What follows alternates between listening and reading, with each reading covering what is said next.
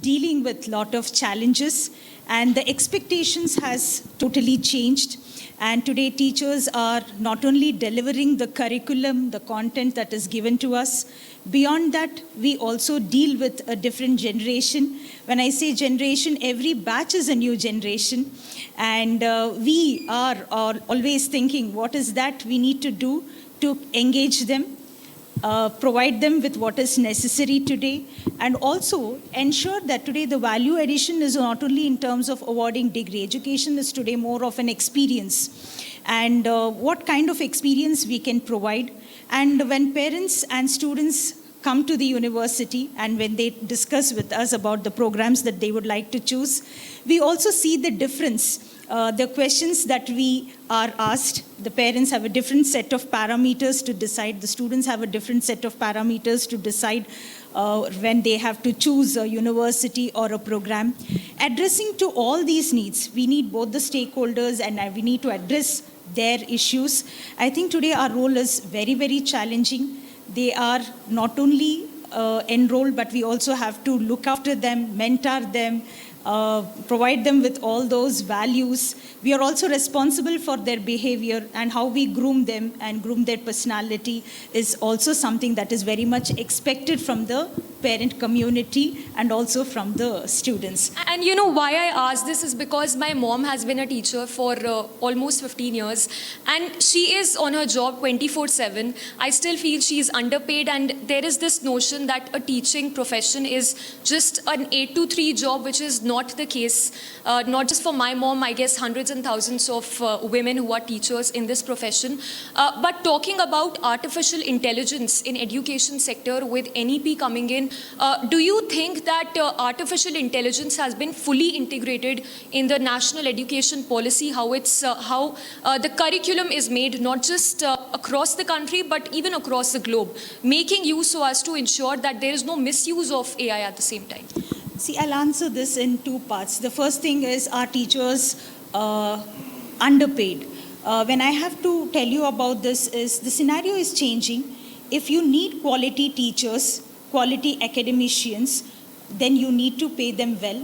And it is not only paying them well, it is also about providing them with all those facilities that is conducive for teaching learning process. So it is not only providing good atmosphere, payment, and all those facilities that is necessary, which is important. I agree there are institutions, colleges, schools where teachers are not paid well. That is why today we find there is a lot of imbalance in the faculty-student ratio, which is not getting balanced. We are not getting teachers because today taking up this profession has become very, very challenging, because you're dealing with youngsters, you're dealing with children, a new generation altogether with a different set of expectations.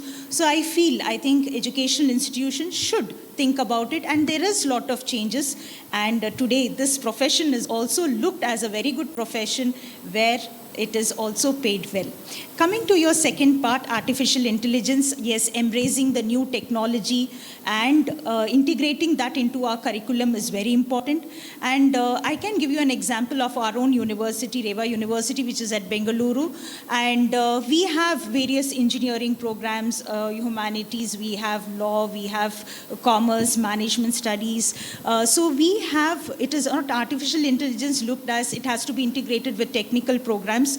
Artificial intelligence, as per NEP, if you see, gives us an opportunity to integrate it into our curriculum, be it technology, be it management, be it humanities, psychology, science, agriculture. So in all these domains, so what we have done is we have established a task force which is working on this particular thing. And being a private university, we have the autonomy to design our own curriculum. That is the major benefit that we have and the advantage that we have, so that we address the needs of the industry by designing our curriculum in a way that will be that will prepare our students, they will be ready for the industry and meeting the requirements of the industry. Yes, and talking about the same, what do you think are those plug points that really need to be fixed in India's education to reshape the education landscape in the country as a whole?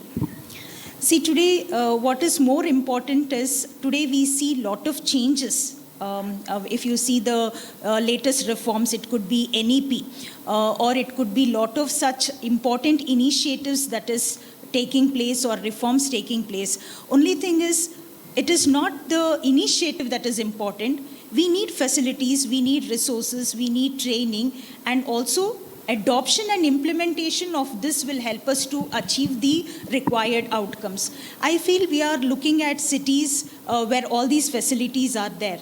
But when we take the rural areas, rural places, institutions, where probably they need a proper understanding, a proper training of all this for adoption, implementation of the latest reforms and initiatives. By doing so, I think we can bring in change. And lot has been happening in this regard. Yes, but I would want to go back to my previous point on the pay scale. Would you believe that in some pockets in the country, the women teachers are still underpaid? So probably to get the quality teachers in the system, we actually need to enhance the pay scale to push them get into the field again. See, the pay scales are fixed, and the statutory bodies are looking at it, and I think we have to adhere to these pay scales. But it's not happening in deep pockets. The reason why I say this is because they may be paid well in metropolitan, but giving an example from my hometown, I feel that women are not paid at par with what they are capable of. I think they need to work. I think initiatives should be taken to ensure that these institutions where they are not paying well, the teachers required to be paid well, so that they can also skill themselves, they can upgrade themselves, which is also very important. And also it is also necessary that the quality life, that is also something that is required. I think for that, paying them well is very essential. I think we need to take some kind of initiatives in this regard. And lastly, I would want to get your thoughts on the 90-hour work debate. I mean, it's something which has been talked about a lot, but your personal thoughts on whether it's even a pragmatic thought to have 90-hour work week, not just for women, but for all the employees in general. First of all, when you say 90 hours of work, first of all, the clarity, what is that 90 hours of work and what is your expectation and what is the outcome you're expecting? It is not about how many hours we work. It is about the quality of work. And it is important for us to plan, to prioritize, and also to give productivity and efficiency in work.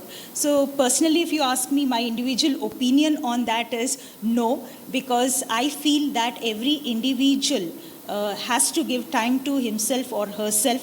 Family time is very important. I think we as teachers, we need to be emotionally, mentally, intellectually capable, competent, and also with renewed energy, we need to go back the next day. I think it is not realistic when we say 90 hours of work. And when you say 90 hours of work, what is your definition of it is very important. And given that teachers are on the job 24/7, but lastly, would you also feel that it is productivity is inversely proportional to the work hours that a person devotes in his or her work? See, I'll give you one example. If you take a student's CGPA or a grade or their marks, probably does not define them.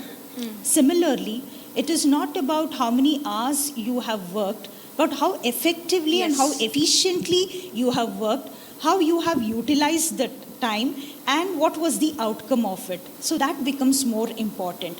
And it is, again, individual specific, and it cannot be generalized.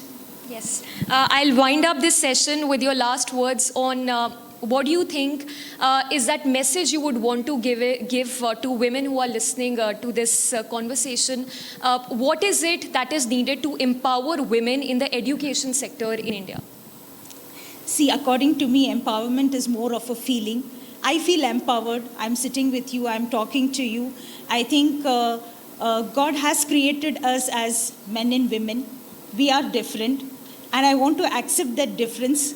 And this difference is something that we need to accept very gracefully, work on our strengths, believe in ourselves, and I think enjoy doing what you want to do. And that's something that I want to tell, because this is what I believe and this is what I am. And I think you need to be independent in your thoughts. Independence is not about you have a career, you have an earning, and you are independent. No. You are educated. No. But if you are having the autonomy to think and decide for yourself, you are empowered. I think all women should gracefully accept this truth, and you need to love yourself. Yes, so with that message, we'll wind up this session. But yes, message being that conviction is very, very important. Thank you for your valuable time. It was lovely speaking to you. Huge round of applause for Dr. Shubha, Dean and Professor at Reva Business College.